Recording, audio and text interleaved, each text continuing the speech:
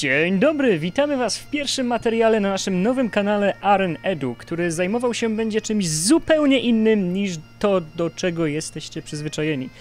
Porzucamy grę wideo, chociaż może nie na zawsze, i zabieramy się tym razem za edukowanie Was. Ponieważ większa część redakcji, a przynajmniej znacząca część redakcji mieszka w Szkocji, a Wy często interesujecie się tym, jak życie w Szkocji wygląda, postanowiliśmy Wam pokazać je od strony, w zasadzie Szkotów.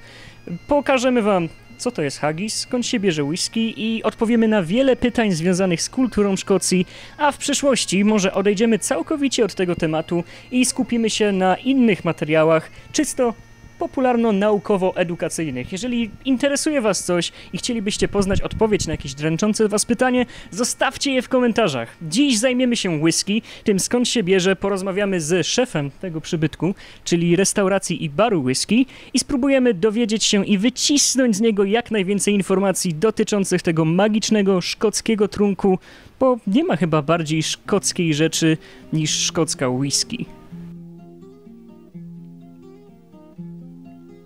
Walking along the grass, pink flowers where I pass.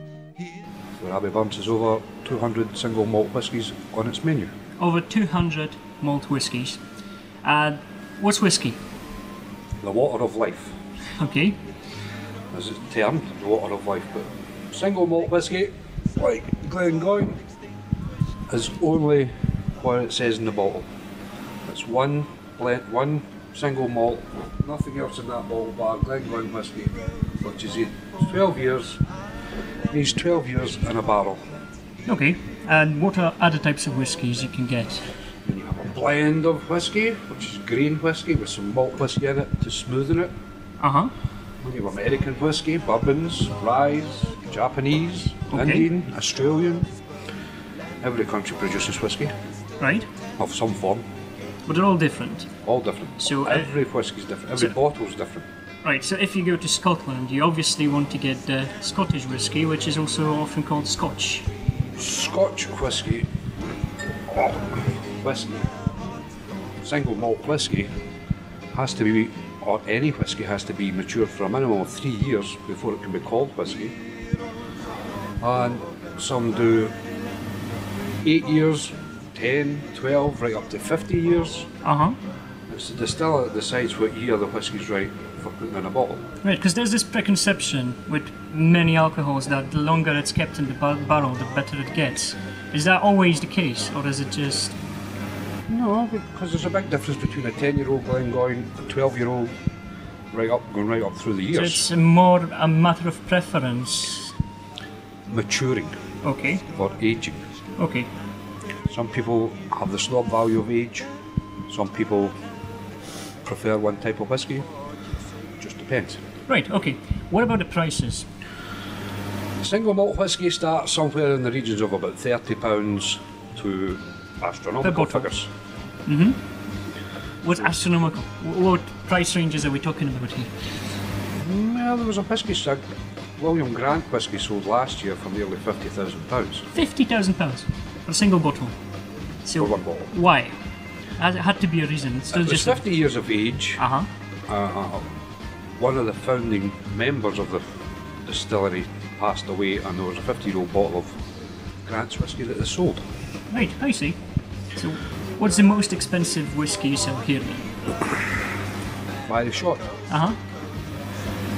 I think there's Optimore at £20. £20 a shot. £20 It a should be shot. a few £100 a bottle, I suppose. It's a collector's piece, so it's opened. Right.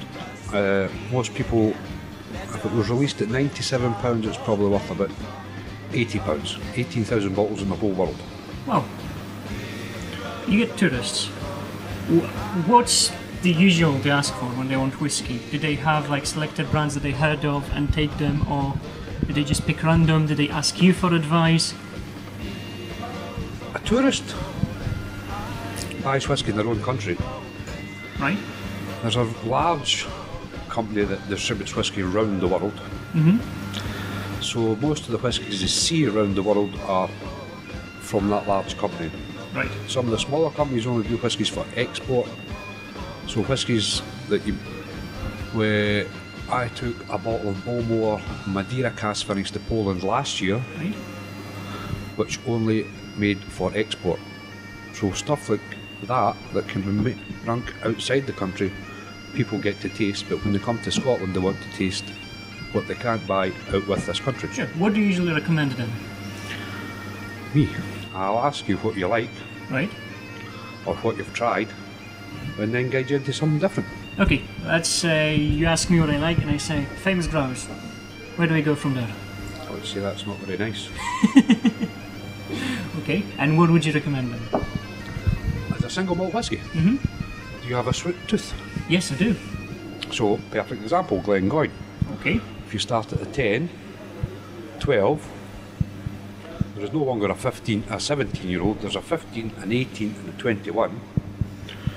If you compare them, it's like starting with a wee cupcake, a nice wee soft, gentle, sweet cake, going right through to a celebration cake. Okay, well, let's take an abstract example of someone who never tried whiskey. What do you do then? Someone's like, I never had whiskey, I would like to try whiskey. Hit me. I would ask them what, if they like sharp tastes, where they're very in your face, or very gentle tastes that you have to really sit and consider. Because no whisky, two whiskies are the same. Okay, I see.